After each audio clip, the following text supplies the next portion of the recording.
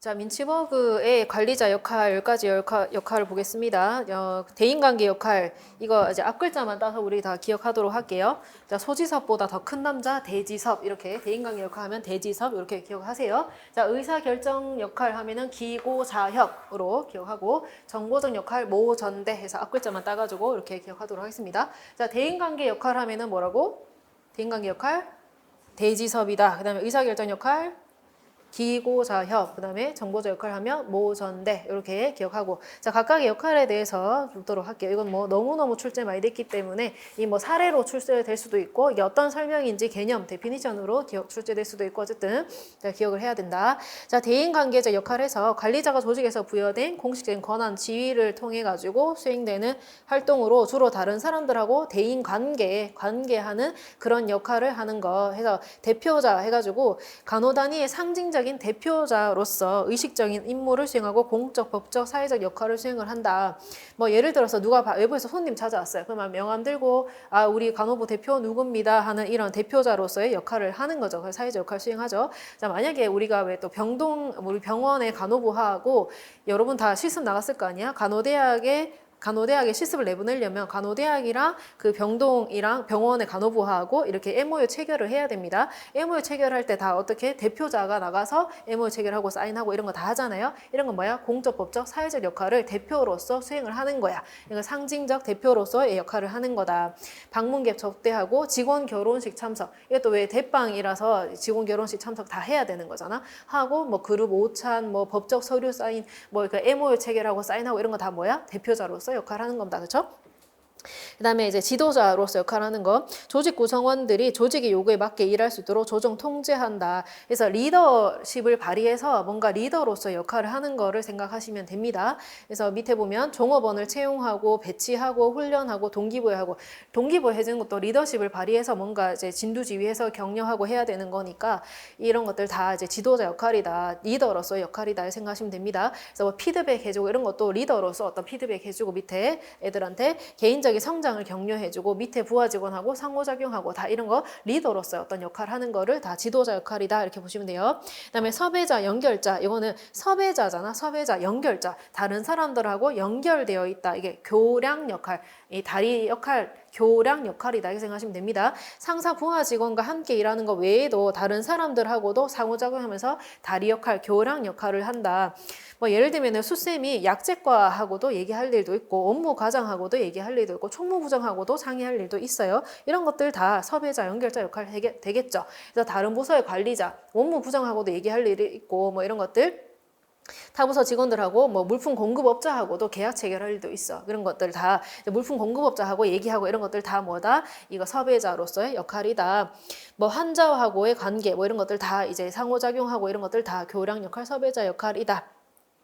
그다음에 정보적 역할. 정보적 역할은 외부 사람들 교류하면서 정보를 수집하고 전달하는 거 정보적 역할에 포함이 됩니다. 모니터는 모니터 뭐 또는 뭐 감시자라고 되어 있는 책도 있어요. 정보 수집자 뭐 다 같은 말이다. 그래서 어떤 일들이 일어나는지 알기 위해서 지속적으로 주변을 모니터링하면서 이 정보를 수집한다. 주변 병원에서 어떤 일이 일어나나 이런 정보를 수집하고 모니터하는 거 모니터 역할이다 생각하시면 됩니다.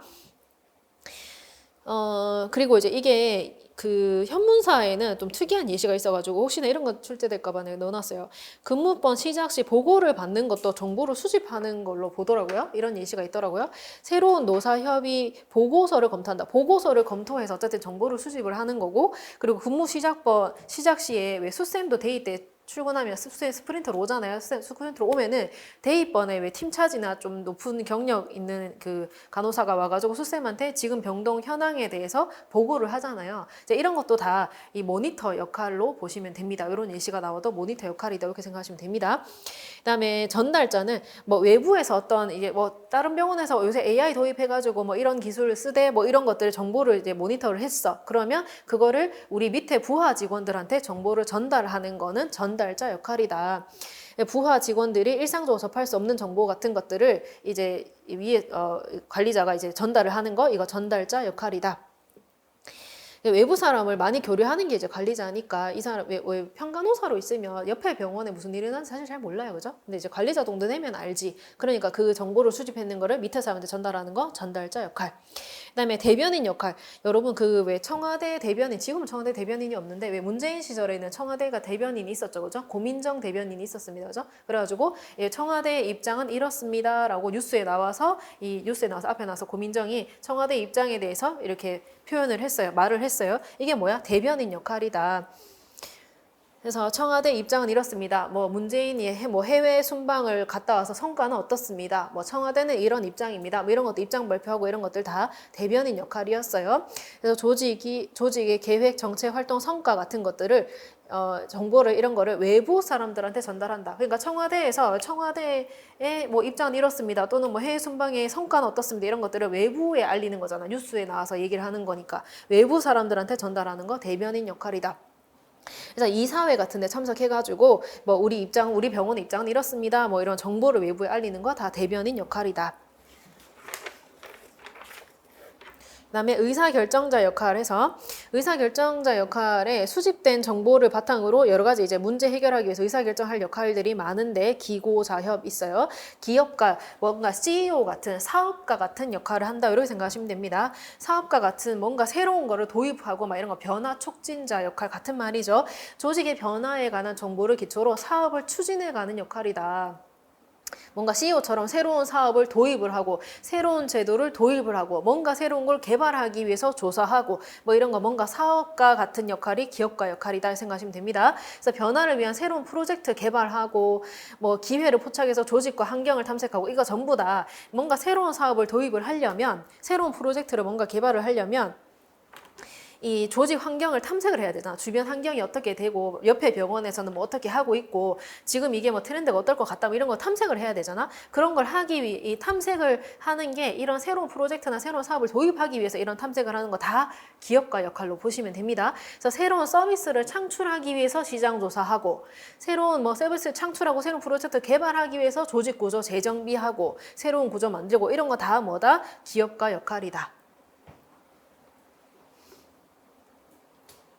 그리고 옆에 밑에 고충 처리자, 문제 해결자 같은 말이죠. 이미 당면한 어떤 문제가 있어. 그러면 그거를 해결하는 역할 고충 처리자, 문제 해결자다.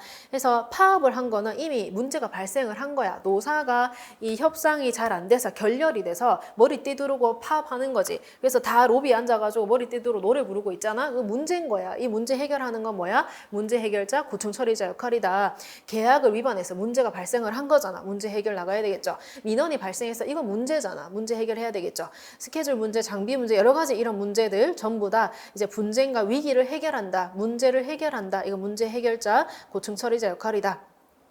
그다음에 자원분배자, 자원할당자 나오는데 조직 내에 자원 활용과 관련된 의사결정을 한다. 그래서 인적 자원, 물적 자원, 재정적 자원을 어떻게 누구한테 분배를 할 건지, 배분을 할 건지 결정하는 역할이다. 그래서 여기 뭐 이 병동의 간호사가 여기 너무 바쁜데 환자 너무 많고 여기 뭐 응급상황 너무 많이 터지고 이래가지고 바쁘다 이러면 여기 간호사 한 명 더 넣어야 되겠다. 이쪽에 여기는 한간병동이니까 여기서 빼서 일로 보내야 되겠다. 이런 것들 다 자원 분배자 역할이 되겠죠, 그죠?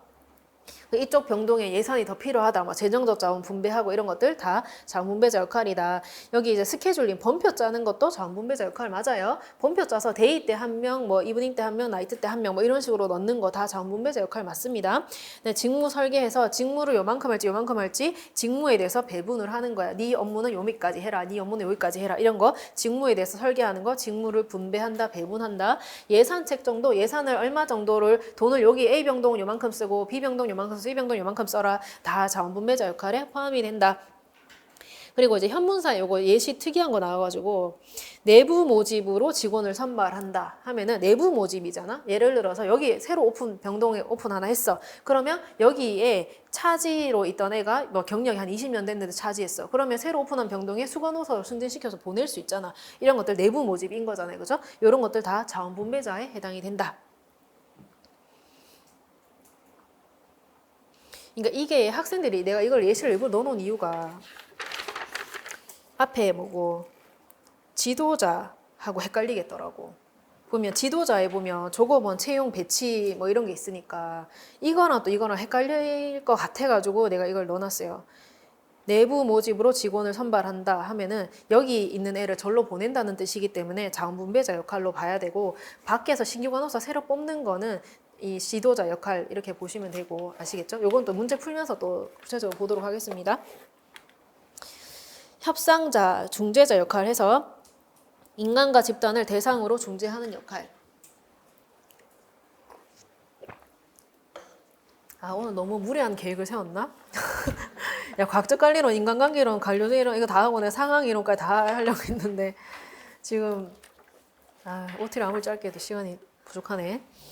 자, 협상자 해서 인간과 집단을 대상으로 중재하는 역할을 한다 해서 자원을 교환하고 물품 공급업자하고 뭐 판매 계약 체결하고 이런 거 다 협상해야 될 일이야. 왜냐하면 물품 공급업자하고 만약에 우리 뭐 알코올썸을 쓴다. 알코올썸 물품 공급업자가 있을 거 아닙니까? 그러면 자 이거 얼마에 우리 계약을 체결을 할게요 하는데 깎아야 된단 말이야. 그래서 우리 이거 앞으로 이 업체랑 계속 할 건데 좀 깎아주세요. 협상해야 되는 거야. 그래서 협상자 역할 이렇게 생각하시면 됩니다. 자, 노동조합과 조정활동에서 단체 교섭. 교섭이라는 건 뭐가 노사협정. 노는 뭐야? 노조하고 사측하고 병원 사측하고 노조하고 서로 협상을 할 때, 자, 이런 거 주로 협상하는 내용이 뭐겠어요? 뻔하지 뭐. 우리 나이트 수당이 너무 적다. 3만 원밖에 안 돼. 너무 적다. 나이트 수당 좀 올려주세요. 뭐 이런 거 가지고 이게 노조에서 이렇게 막 이걸 협상을 제의를 했어. 그럼 사측에서 이 3만 원씩 올려주면 우리 간호사가 지금 100명인데 3만 원씩 올려줘 300만 원 우리 못 올려준다. 우리 그 정도는 안 되니까 뭐 2만 원 정도로 하자. 뭐 이런 식으로 이제 협상을 할 거 아니야. 이게 다 이제 협상자 역할이다. 이렇게 생각하시면 됩니다. 그래서 이제 만약에 단체 교섭의 대표로서 협상하러 나갔다라고 하면은 이 역할이 4가지가 다 나올 수가 있어요. 첫 번째, 자, 생각해봐. 단체 교섭의 대표로서 협상하러 나갔다라고 해서 제일 첫 번째 역할 뭐야? 제일 첫 번째 어디 역할에 해당이 돼요? 협상하러 나갔다 했잖아. 협상자 역할. 그 다음에 또 뭐에 해당이 돼? 고충 처리자는 아닌 게 단체 교섭을 하는 거는 문제는 아니에요. 근데 단체 교섭을 해서 이게 결렬이 됐어. 교섭이 잘 안 돼서 결렬이 됐어. 만약에 3만 올려달라 했어. 나이트 수당. 올려달라 했어. 여기서는 3만 못 올려준다. 우리 10원도 못 올려준다. 이랬어. 그러면 그래? 그러면 우리 파업하겠다. 이래야 되는 거야. 이게 노사 결렬된 거야. 그래갖고 머리띠 두르고 다 노비 앉아 노래 부르고 있고 병동 안 들어가고 파업해보고 환자들 뭐 왜 될지 모르겠다. 뭐 이래 되면은 파업하잖아. 그러면 이거는 문제야. 파업하는 건 문제야. 노사가 이게 협정이 결렬됐으니까 그러면 그때는 무슨 역할이다? 문제 해결자 역할로 나가야 돼요. 고충 처리자 문제 해결자 역할로 나가야 돼. 알겠죠?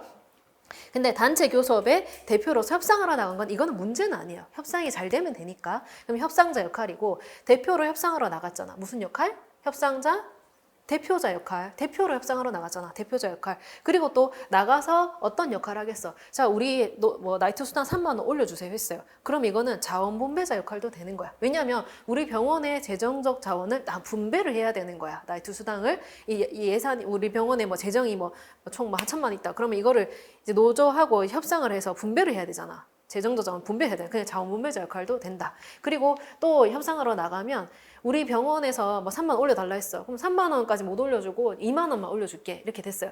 우리 병원이 지금 코로나 때 지금 너무 이제 재정이 어려워가지고 우리가 3만 원까지 올려줄 재정이 없어. 이거는 뭐야? 우리 병원의 입장, 이 사측의 입장에 대해서 대변해서 얘기를 하는 거야. 외부에 알리는 거야. 그래서 대변인 역할도 포함이 된다.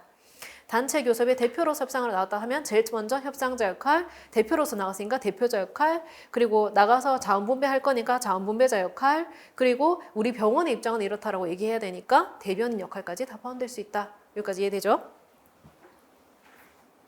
그럼 이것 때문에 이제 학생 저번에 질문을 하던데 대변인 역할은 외부에다가 우리의 정보를 알리는 거 아니냐.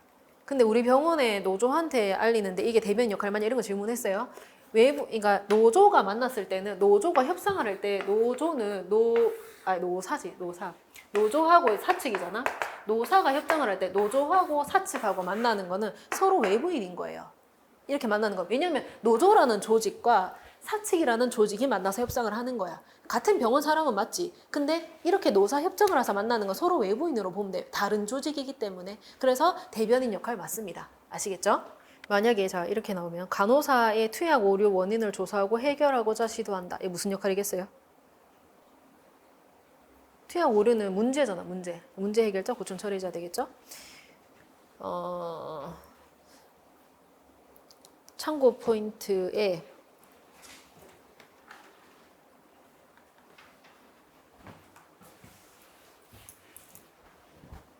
이거는 한 번도 출제 안 됐어요. 민츠버그가 이제 우리가 방금 배웠던 이 10가지 관리자 역할은 정말 출제가 많이 됐고, 이거는 원래 처음에 인치버그가 처음에 발표했던 이제 모델이고, 그 다음에 2009년도에 새로 업그레이드 해가지고 새로 이제 이거 모델을 하나 또 발표를 했어요. 근데 이제 이거는 인기가 없어. 인기가 없어. 민치버그가 첫 번째 옛날에 했는 거는 계속 시험 출제 되는데 2009년에 새로 하나 또 출제했는데 이거는 인기가 없어. 한 번도 출제가 안 됐어요. 한 번도 출제가 안 됐는데 뭐 혹시나 출제될까봐 이제 민츠버그가 하도 많이 나오니까 혹시나 뭐 이런 인기 없는 민츠버그의 모델도 출제하는 그런 뜬금없는 출제자가 꼭 있어. 꼭 이런 거 왜 출제? 원래 문제도 그랬지 않냐? 원래 그래 왜 냈는지 모를 문제 나왔잖아. 그걸 왜 내? 뭐 이런 거. 하여튼 그런 게 출제될 때를 대비해서 보는 거지. 이게 뭐 중요하다 뭐 이런 건 아니고 하여튼 뭐 나올 수도 있다. 그러니까 나오면 크게 뭐 어렵게 나오진 않을 거예요. 왜냐면 한 번도 출제되지 않은 거는 문제가 좀 쉽게 나오거든요. 그러니까 이 같은 경우도 민츠버그가 이제 새롭게 2009년에 만든 게 앞에 거랑 뭐가 다른가 뭐 그 정도 그냥 틀만 볼게요. 어떻게 다르냐면 관리자의 역할을 크게 이제 대내와 대외로 이제 구분을 해서 했고, 그래서 여기 보면은 대내와 대외로 역할을 크게 이제 구분을 해놨다. 뭐 이런 게 좀 다르고, 그다음에 역할 우리가 무슨 이때까지 뭐 문제 해결자 역할 무슨 뭐 기업가 역할 뭐 이런 식으로 했는데 그거를 이제 차원이라는 용어로 이게 수준을 구분을 했다. 뭐 이런 거 차이가 있어요. 그래서 여기 보면은 정보적 차원, 뭐 인적 차원, 행동 차원이라고 이 세 차원으로 구분을 했고 이 역할에 대해서 대내와 대외로 구분을 했다. 뭐 이런 차이가 있습니다. 그래서 이 대내와 대외에 둘 다 포함이 되는 거는 의사소통 역할에 대해서는 둘 다 포함이 된다라고 봤고 이거는 정보적 차원 안에 포함이 되는 거죠. 대내에서는 통제, 그러니까 우리 안에 사람들 통제해야 되니까 뭐 통제 안에 이제 포함이 되고 인적 차원에서는 대내에서는 지위고 대외에서는 연계다. 연계는 병동 밖에랑 연계하는 거니까 대외론 연계고 우리 안에 사람들 진두지휘하고 격려하는 거는 이 대내적인 역할이다. 이렇게 보면 되고요. 행동 차원에서 수행, 처리 있는데 처리는 대외로 봤고 수행은 대내로 봤어요. 그러니까 자기 혼자 생각이야. 뭐가 다르겠니? 뭐 하여튼 근데 뭐 이렇게 출제해놨어요. 이게 이렇게 대외와 대내로 구분했고 정보적 차원이 3차원으로 구분을 했고 둘 다 포함되는 거는 요거고 지위는 안쪽이고 연계는 밖이구나. 뭐 요 정도 그냥 구분할 수 있는 정도 아시면 됩니다. 뭐 출제 되겠나 싶긴 한데 뭐 간혹 출제되는 수도 있어서 그냥 보는 거예요. 그다음에 문제 풀게요.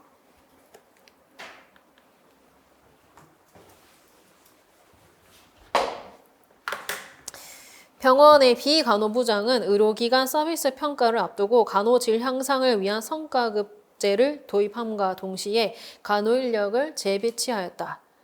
자, 여기서 성과급제를 도입했다 했어. 무슨 역할일까? 기업가 역할, 새로운 제도를 도입을 했다. 기업가 역할, 뭔가 CEO 같은 사업가 같은 역할이잖아. 그죠? 뭔가 새로운 프로젝트를 개발했다. 새로운 사업을 도입했다. 새로운 제도를 도입했다. 기업가 역할. 그죠? 간호 인력을 재배치했어. 간호 인력을 재배치했다. 뭐예요? 자원 분배자지. 여기 있는 애를 일로 보내고 여기 있는 애를 일로 보내고 해서 인적 자원에 대해서 새로 분배를 한 거야. 자원 분배자 역할이다. 그래서 기업가랑 자원 분배자 역할은 어디에 포함이 됩니까? 기고자협이라고 했어요. 그거 어디예요? 의사결정자 역할. 그죠?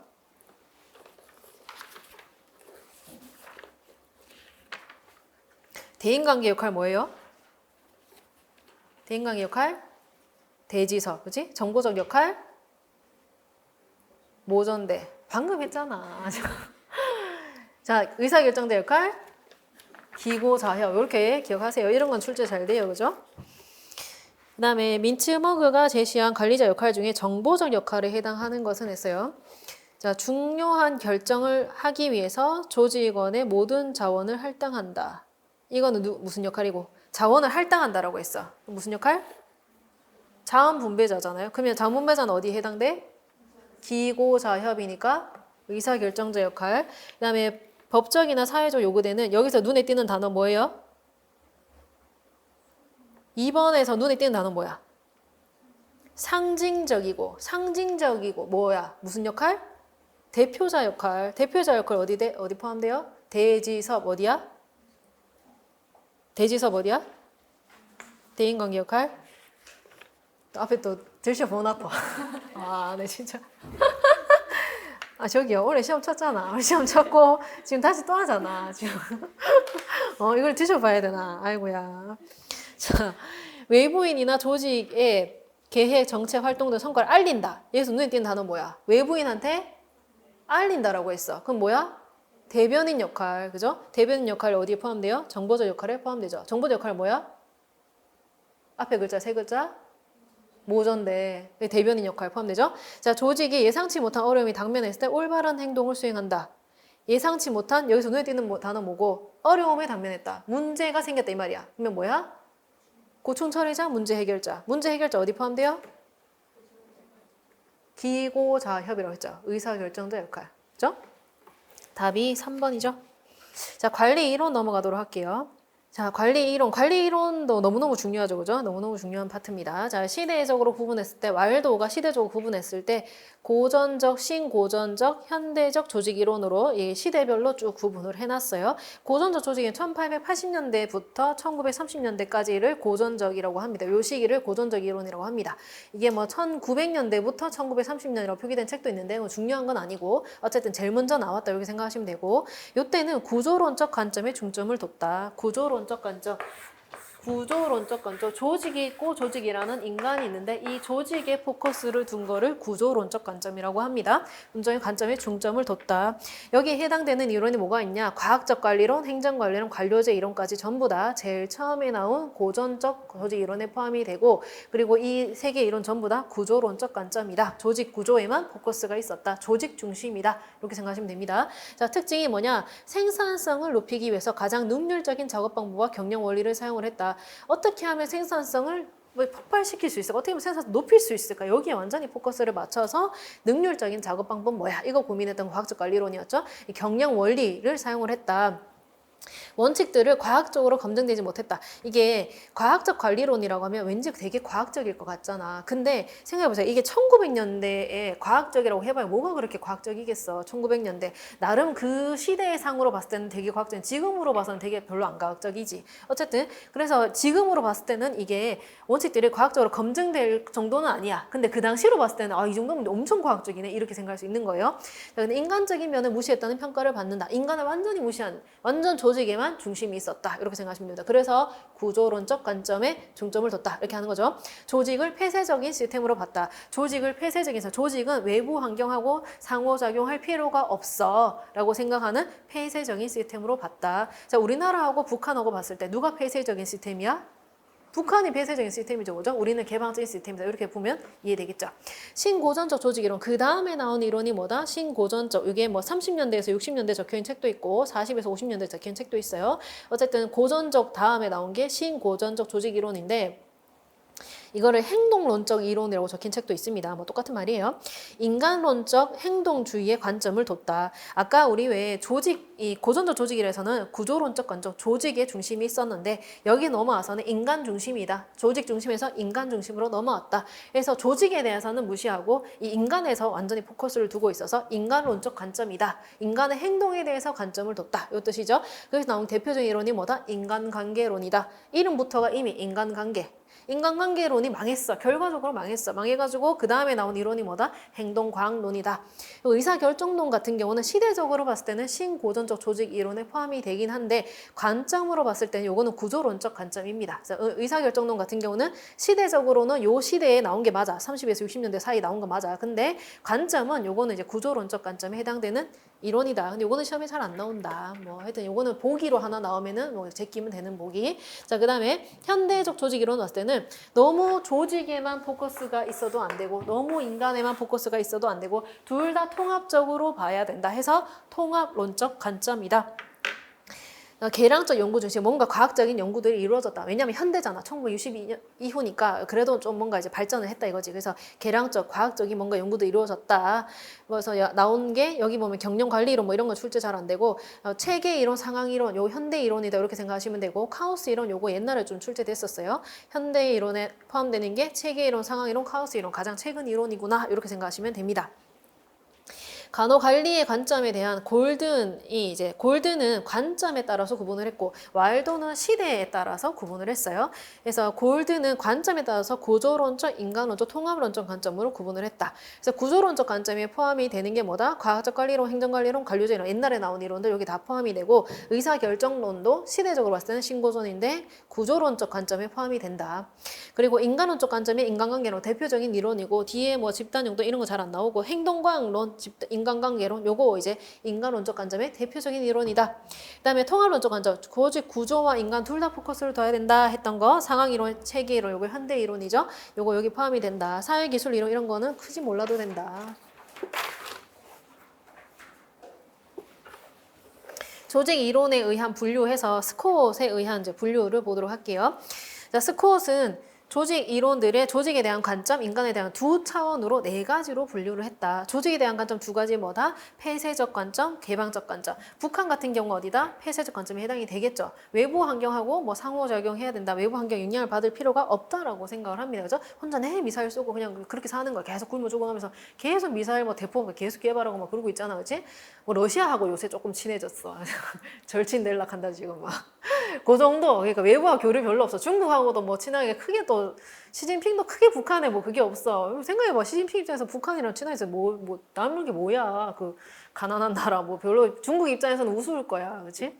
근데 하여튼 뭐 미국을 견제하기 위해서 약간 좀 친하게 손잡고 하긴 한데 어쨌든 폐쇄적인 조직이잖아. 우리나라 같은 경우 어때? 얼마나 이제 최근에 왜 그 윤석열이가 해외 순방을 가장 많이 간 대통령으로 뭐 기니스북에 올리려고 하다가 지금 뭐 말았는데 그만큼 우리나라는 해외 이제 외부와 외교를 많이 하고 활발하게 개방적인 시스템이다. 그러니까 우리나라 같은 개방적인 관점 조직으로 볼 수가 있겠죠. 자, 인간으로 봤을 때 두 가지 관점으로 봤다. 뭐야? 합리적 존재, 사회적 존재 두 가지 관점으로 봤다. 뭐 사회적 존재, 자연적 존재 같은 말입니다.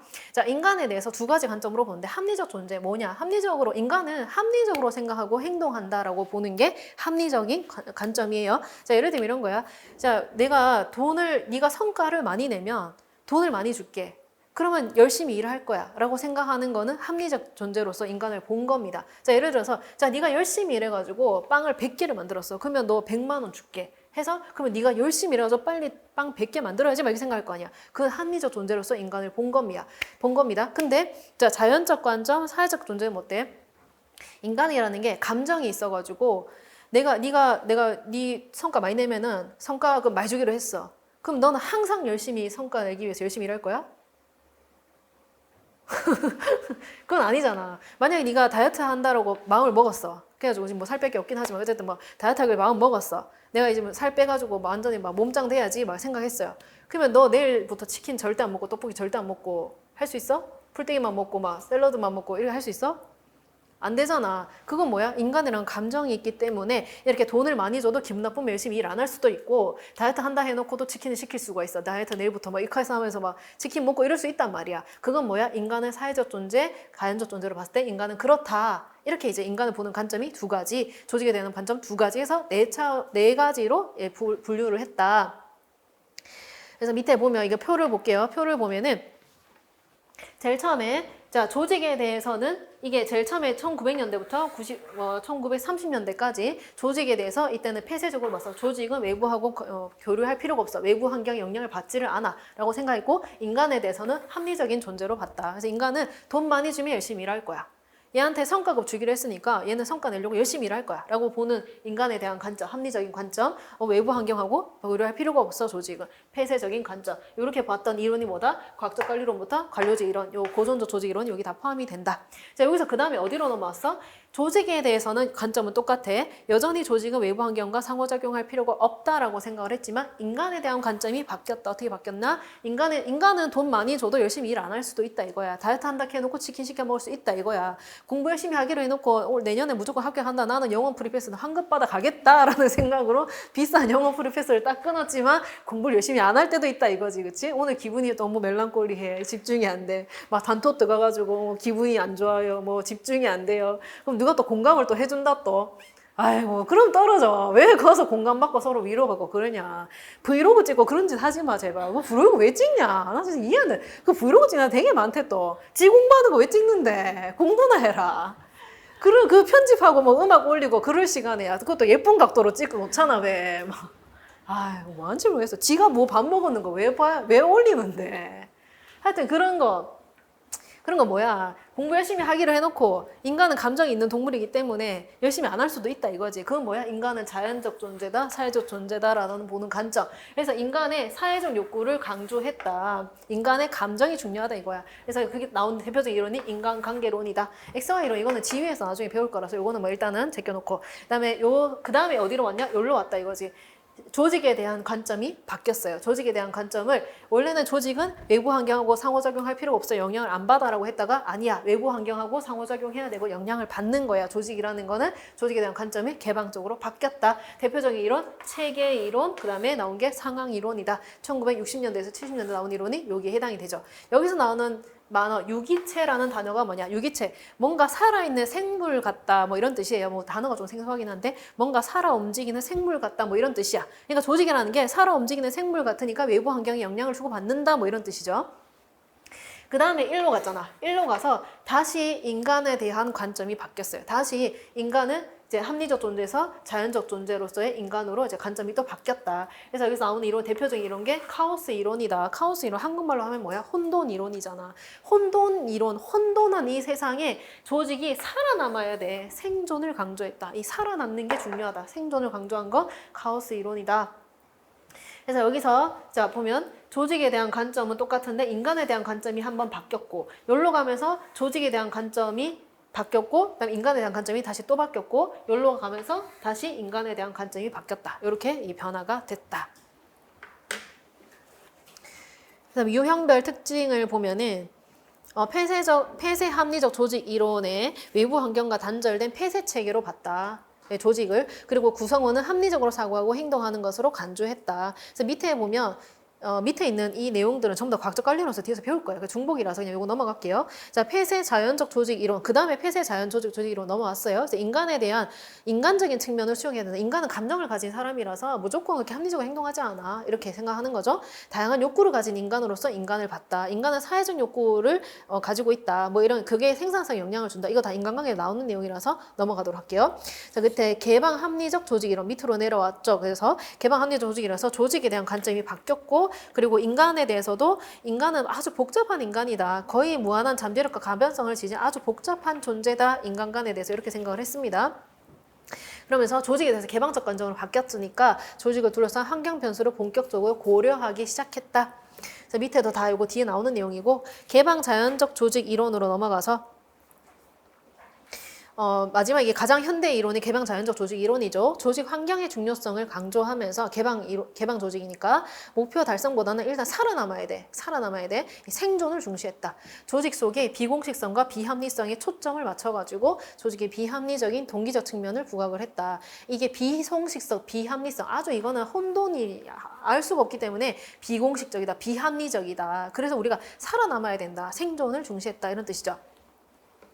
그래서 밑에 내용도 다 뒤에서 배울 거라서 넘어갔고 문제를 보도록 할게요. 15년도의 문제인데 요거는 이제 문제 잘 만들어서 계속 넣어놨어요.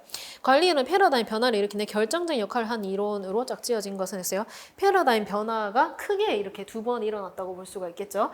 조직에 대한 관점이 한번 인간에 대한 관점이 한번 바뀌었고 조직에 대한 관점이 한번 바뀌었다. 그죠? 그래서 인간에 대한 관점이 이렇게 바뀌면서 대표적인 이론 뭐다? 인간관계론이고 조직에 대한 관점이 바뀌면서 대표적인 이론 뭐다? 체계 이론이다. 해서 인간관계론, 체계 이론이 크게 이제 이 패러다임의 결정적인 역할을 한 이론이다. 그래서 답이 2번이죠.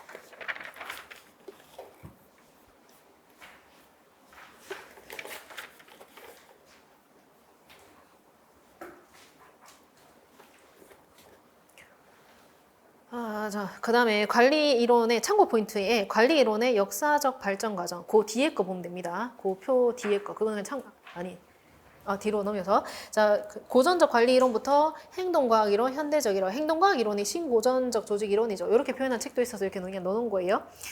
그래서 1900년대부터 93년, 30년, 1930년부터 80년, 뭐 50년부터 현재까지 연도는 별로 중요하지 않습니다. 그다음에 특징에 보면은 고전적 관리 이론에서는 조직 중심 구조론적 관점이라고 했죠. 그다음에 인간론적 관점, 인간 중심, 그다음에 통합론적 관점, 조직, 인간 균형을 맞춰야 된다. 이렇게 특징이 바뀌었고 고전적 관리 이론에서는 어떻게 하면 생산성을 향상시킬 수 있을까? 효율 초점이었다가 인간관계론을 대표적인 이론으로 하는 인간관계에 초점을 뒀고 그다음에는 개인의 창의성에 초점을 뒀다. 인간은 무궁무진한 잠재를 가진 존재라고 했었어요. 그러면서 인간의 창의성에 초점을 뒀다. 그래서 고전적 조직 이론의 대표적인 이론, 과학적 관리론부터 아까 봤던 거고, 그 다음에 행동과학 이론에서 대표적인 이론, 인간관계 이론, 요거 망에서 나온 게 행동과학론, 현대적 이론의 대표 이론, 체계 이론, 상황 이론이다. 고전적 관리 이론에서 인간의 효율적인 관리에 초점을 뒀다. 이 사람 어떻게 하면 효율적으로 써먹을 수 있나 뭐 이런 거에 포커스를 뒀다 이런 뜻이고요. 이것도 과학적 관리론 이따가 배울 거예요. 자, 그다음에 이 행동과학 이론에서 인간관계에 초점을 뒀다. 인간관계론이죠, 그죠? 인간을 잘 대해줘야 된다. 사회적 욕구를 충족시켜줘야 된다 했던 거. 그다음에 현대적 이론에서 개인의 창의성을 강조했다. 사람을 잘 활용해라. 창의력을 발휘할 수 있도록 잘 활용해라 라고 관점이 바뀌었다. 그래서 우리가 시험에 너무너무 많이 나오는 과학적 관리론부터 보도록 할게요. 과학적 관리론 너무너무 시험에 많이 나오고 계속 옛날부터 지금까지 완전 뭐 전래동화처럼 계속 내려오는 문제다 이렇게 생각하시면 됩니다. 뭐 이거 안 나오나 역시 계속 나온다.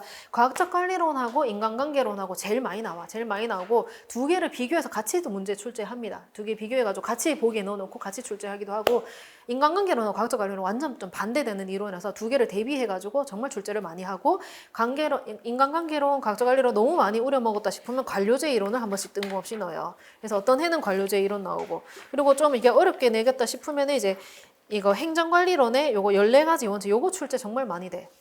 근데 14가지 원칙 학생이 다 못 외워가지고 이걸 잘 틀려요. 14가지 원칙 내가 나온다고 그 말 했는데 틀려. 14가지 원칙 이거 되게 잘 나와요. 이거 14가지 원칙을 다 외워야 돼? 다 외워야 돼요. 왜냐면 출제가 되거든. 계속 나온단 말이야. 이거 14가지 원칙 나왔다 그러면 그게 난이도 팍 높아져. 오답률 팍 올라가는 게 이런 문제인 거야. 이거 계속 출제되는 겁니다. 어느 하나 이제 빠질 것이 굉장히 중요하다. 이 파트 너무너무 중요한 파트다. 아시겠죠? 자, 과학적 관리론부터 볼게요. 과학적 관리론 1900년대 나왔죠. 아주 옛날에 나온 이론입니다. 이 당시로서는 너무 과학적이야. 막 이렇게 생각할 수 있던 그런 이론이에요. 테일러가 만들었어요. 그래서 이때 당시에 이 테일러가 과학적 관리론을 개발함으로 인해서 생산성이 폭발적으로 너무 많이 향상해가지고 이 당시에 테일러가 너무너무 인기 있는 사람이었대. 그래서 테일러리즘이라는 말이 나올 정도로 정말 유명한 이론이었어. 이 당시에. 어떻게 했냐. 테일러는 근로자를 효율성과 생산성. 자, 여기 과학적 관리론에서 여러분 가장 키포인트 단어 뭐다? 효율성, 생산성. 요거 반드시 기억해야 되는 단어다. 과학적 관리론 하면 여러분 떠올려야 되는 건 뭐다? 효율성, 생산성. 어떻게 하면 효율적으로 이래가지고 생산성을 높일 수 있을까? 여기에만 포커스 있었던 사람이 테일러다. 알겠죠? 이거를 할 수 있는 방법을 과학적인 원칙을 막 만들어가지고 어떻게 하면 생산성을 높일 수 있을까? 이거에 완전히 꽂혀 있었던 사람 테일러다. 그래서 어떻게 하면 효율적으로 일해가지고 가장 적은 시간에 가장 많은 산출을 뽑아낼까? 이게 그래서 뭘 연구했다? 시간 동작을 연구했어. 시간 동작.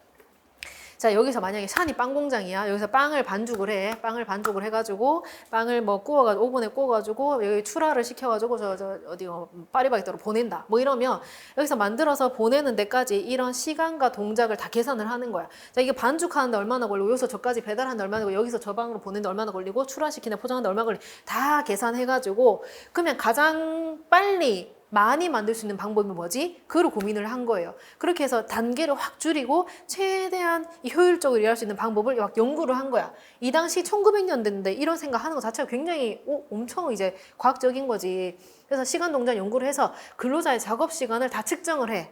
측정을 하고 이 왔다 갔다 하는 활동을 다 분석을 해. 왔다 갔다 하는 쓸데없는 시간 너무 많은데 이거 동선을 줄여야 되겠네. 막 이런 거 생각을 한 거야. 작업 표준을 만들어서 쓸데없는 동작 싹 다 빼라. 요 A, B, C, D 요 순서대로 그대로 일해라. 그러면 가장 효율적으로 일해서 네가 빵을 최대로 많이 만들 수 있어. 이런 식으로 유일 최선의 작업 방법을 규정을 한 겁니다. 그래서 최대한 이제 생산성을 높일 수 있는 방법을 이제 강구를 한 거죠. 업무의 효율성을 높이기 위해서 업무 분석을 통해서 필요 없는 동작을 싹 다 제거를 했다 이거죠. 그러니까 예를 들면 이런 거야. 우리가 왜 대학병원에 가면 그 병동에 이제 엘리베이터 딱 내렸어. 병동에 딱 내렸어. 그럼 스테이션이 여기 중간에 있고 병실이 이쪽 양쪽으로 쫙 있잖아. 여기 1, 2, 3호실, 뭐 4, 5, 6호실 있고 스테이션이 중간에 있어요. 그죠? 자, 그럼 만약에 그 ICU에서 바로 환자가 나왔어. 그래서 일반 병동으로 보냈어요. 그러면 이 병동에서 상태가 제일 안 좋아서 가장 간호사가 자주 가보고 가장 오브저베이션을 많이 해야 되는 환자가 방금 이 ICU에서 이제 로테이션 돼서 온 환자야. 그런 환자를 어디에 배치를 해야 될까? 어?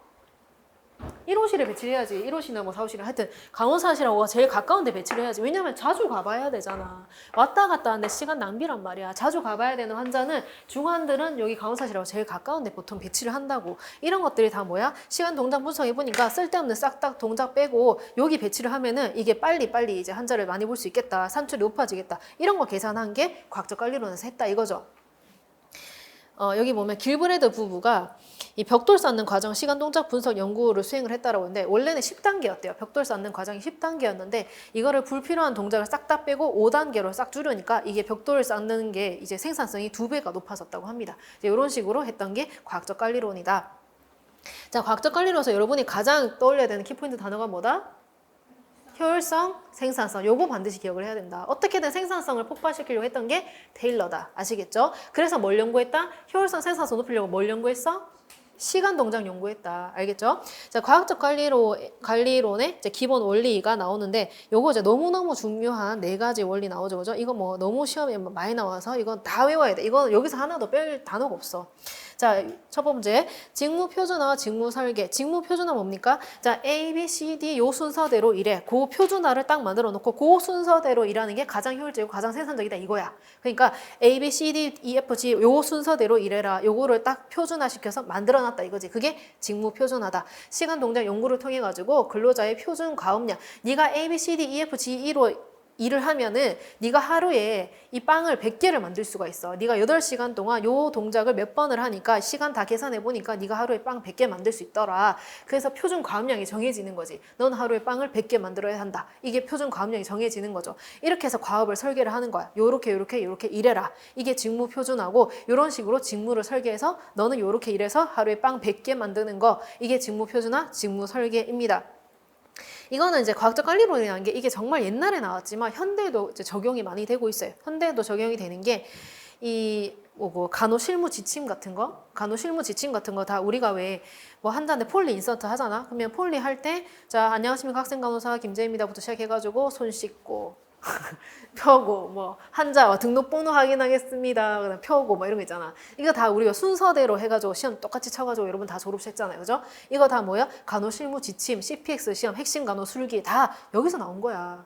그래서 요 순서대로 일하도록 우리가 딱 만들어놨잖아. 그렇게 교육시켰잖아. 그렇게 여러분 시험 쳤잖아. 시험 칠 때마다 또 막 혼나고 막 왜 이렇게 했어? 순서 바뀌면 혼나잖아. 그러니까 이거 다 뭐야? 이게 여기서 그대로 내려온 거야. 현대도 내려온 거야. 간호실무 지침. CP도 여기서 내려온 거야. CP는 뭐 뒤에서 나오니까 이 현대도 적용되는 거다. 그리고 또 뭐 산업공학적 방법 뒤에서 이제 간호사를 우리가 올해 뭐 뽑을 건데 자 올해 간호사 신규 간호사 몇 명을 뽑을까 이거를 고민을 할 때 간호사가 몇 명이 필요한지를 계산을 해봐야 되잖아. 그걸 어디서 해? 이제 학부관리에서 보면은 뭐 이게 산업공학적 방법으로 이 간호사가 몇 명이 필요한지 간호 업무량을 측정을 해가지고 이거 뒤에서 배울 거예요.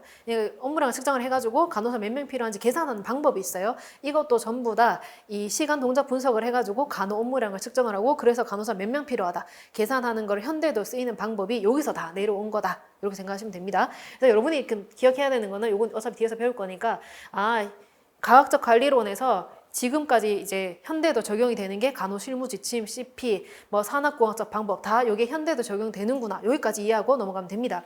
그다음에 밑에 높은 수준의 과업 수준을 설정을 하고 과업 수행 시에 문서화된 규칙과 절차에 따라서 수행을 한다. 이게 규칙과 절차가 뭐야? 매뉴얼화 되어 있다는 거지. 매뉴얼화 돼가지고 그 매뉴얼대로 일해라 이거야. 그러니까 여러분이 왜 신규 간호사로 병원에 입사를 했어? 그러면 신규 간호사 그 병동에 다 비치되어 있는 매뉴얼이 다 있잖아. 그거 보고 일하잖아. 그대로 일하잖아. 그러니까 규칙과 절차에 따라서 절차는 뭐야? 요 순서대로 일해라 이거야. 자, 환자가 병원에 입원을 했어. 입원하는 절차가 있고 퇴원시키는 절차가 절차가 있어요. 원목과 통해서 외래 통해서 와가지고 입원시킬 때 뭐뭐뭐 해주고 입원했다가 퇴원할 때 퇴원 절차 약국 갔다가 어디 갔다가 하는 거. 이 절차가 다 있단 말이야. 요거를 매뉴얼을 만들어 놓고 요 매뉴얼대로 이래라 이거지. 문서화된 규칙과 절차대로 수행을 해라. 과업을 수행을 할 때. 그래서 요게 다 직무표준화, 직무설계의 개념이다. 쉬었다가 할게요. 10분 쉬었다 할게요.